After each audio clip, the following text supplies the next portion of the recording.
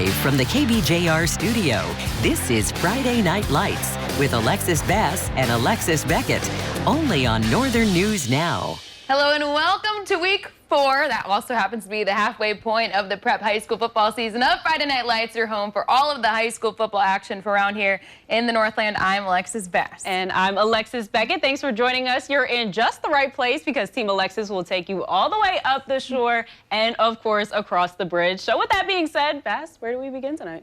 Well, I'll let you know where we get things moving and grooving right across town with the crosstown clash between one team who has surprised a lot of people, not dropping a game yet this season, another team who fell on their homecoming last week by just 1 point. It's East and Denfeld.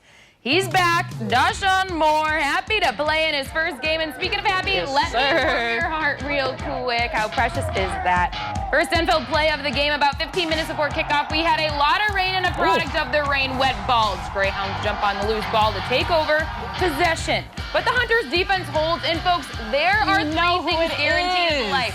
Death taxes and Tay-Man's breaking tackles and scoring on a 70-plus yard run with the three-headed monster back. It's an embarrassment of riches for Denfeld. Mans gets us going with this 80-yard touchdown. Denfeld leads 7-0 after a Daquan Moore touchdown. Hunters upset 14-0 and threatening Mans gets stuffed but tries to make something happen, but the ball is free. Greyhounds jump on it and take over possession. And in his first game back, Dashawn Moore backpedals in for 6. Hunters lead 21-0 going into the half. And the Hunters, well, they're 4-0, baby, with a 27-14 win. Really making noise around here. You just love to see it, Becky. Absolutely, and it is at that time again, ladies and gents, our game of the night. We've got a Section 7 3A championship rematch between ESCO and Pequot Lakes, both sitting at 3-0, which means someone has to end their streak tonight. But I don't know, when one of your linemen plays the national anthem on his electric guitar, you can't not win, right? Snap. Well, Brock Montanami gave ESCO the energy they needed. 5 minutes left in the first. ESCO lined up at the 1, and the QB push gets the job done. JC Owens in the end zone for the first points of the night.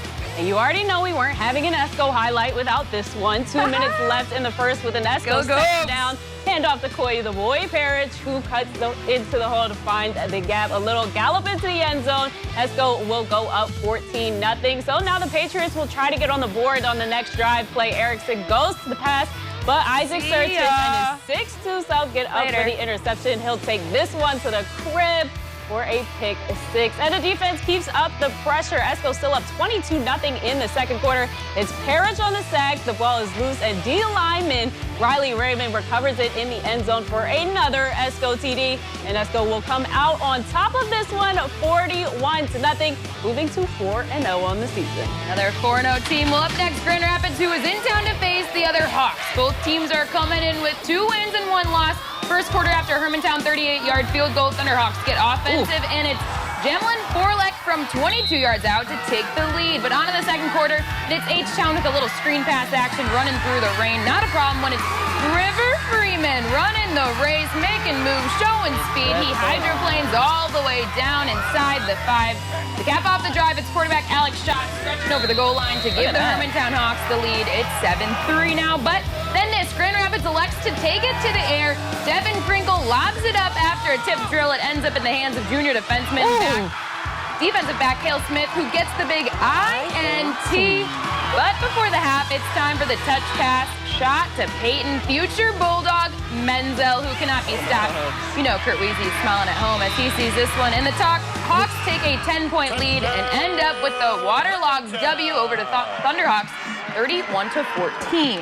Now we go up the shore for Two Harbors Agates hosting Proctor Rails. First quarter, the home team already up 7-0, and in the business of only going up from there, Tate Nelson from Jacob Carpenter coming right into your living room. And don't forget about Nelson, because this isn't the first time you'd hear about him. Agates go up 13-0.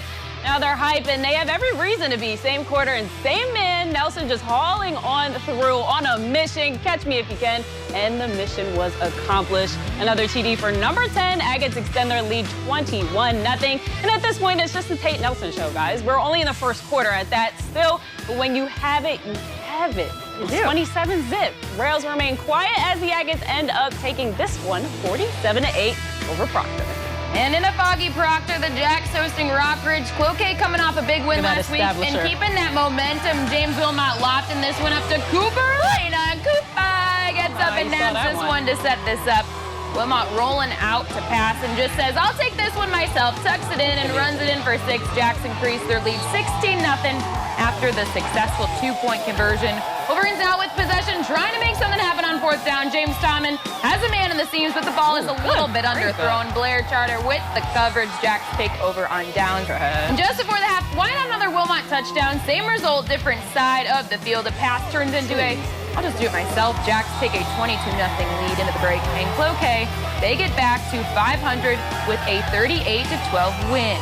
And over to the 9-man ranks we go. It was senior night for Cherry Tigers as they took on Cook County. And there's no better way to celebrate the seniors than like this. Quarterback Noah Sundquist heaves it downfield to the big senior Andrew Staples. A 55-yard tutty strike gives the Tigers an early 8-0 lead. And Sundquist wasn't done slinging the rock. This time on the play action, he chucks it deep to Isaiah Osimo, who is somewhere behind that ref, taking it into the end zone, extends the Tigers' lead to 16. But Sundquist was also making plays on defense. Cook County's Rohan Rood fumbles the ball, and the Tigers' QB is there for the scoop.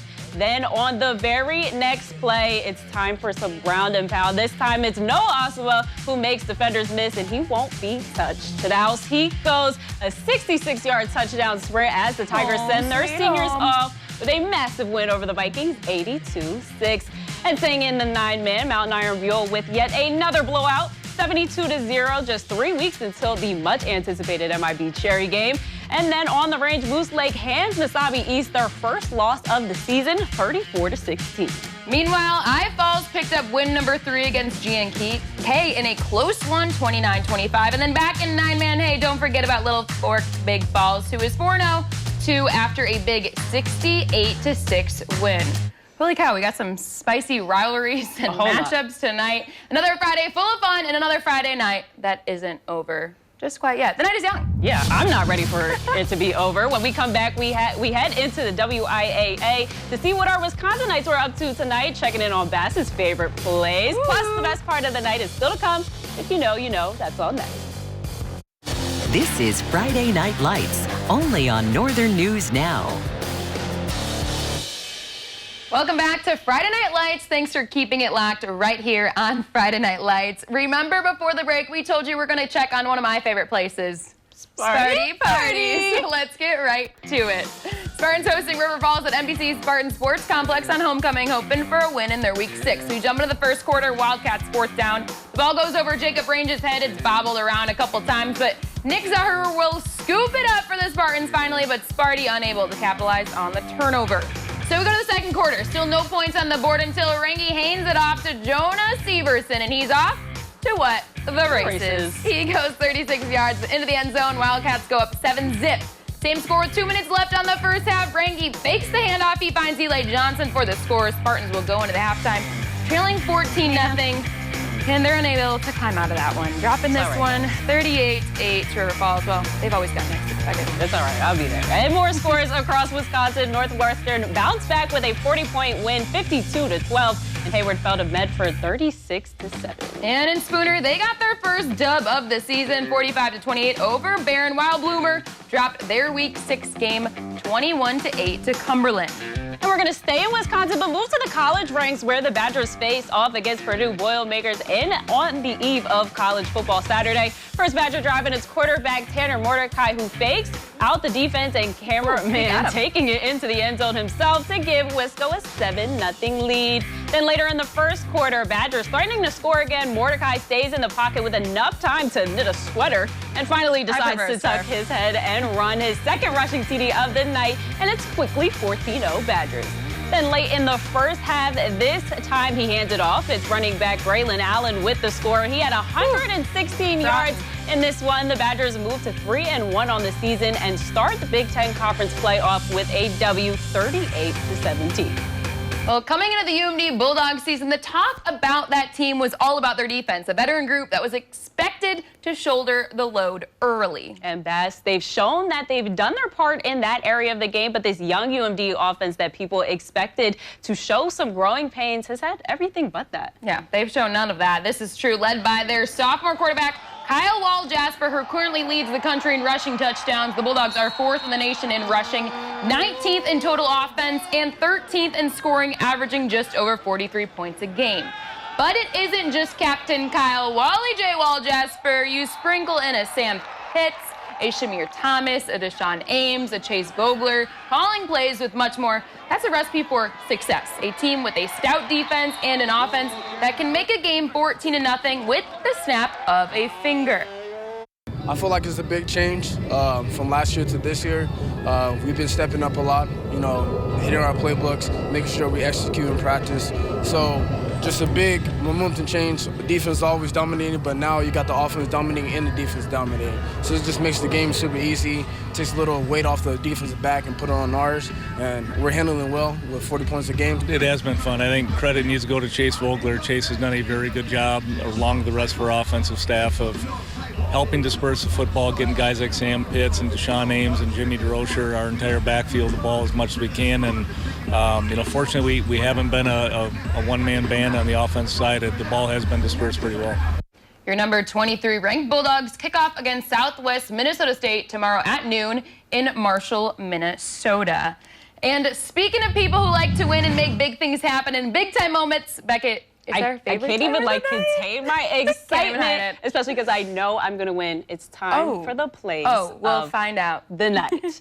You already know where mine comes from. I know this was your highlight, but I had to steal it because I'm me Hunter's #1 fan. I don't care. Fan number Tay Money Mans, 80 yards to the house. You have to love it.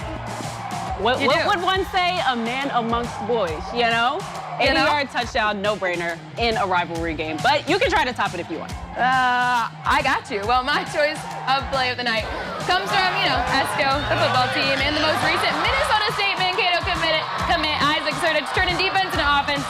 Pick 6, easy money, takes it home, cashes in. Here's his receipt and my play of the night. The Mavs cashed in with the new commit too. So with that, all I have to say is hop off Isaac Sertich. It's going to be a tough battle. It's going to be a tough one, but you already know. It's a wrap for us. It doesn't have to be a wrap for you. If you want to rewatch any of tonight's highlights or the entire show, you can sprint on over to our sports page at northernnewsnow.com. And of course, head on over to our Facebook and Twitter pages to vote on which one of Team Alexis you think was the best. And come back here next week. We'll be here all season long. Thanks for watching. And in the wise words of Tom Hansen, keep smiling, Northland.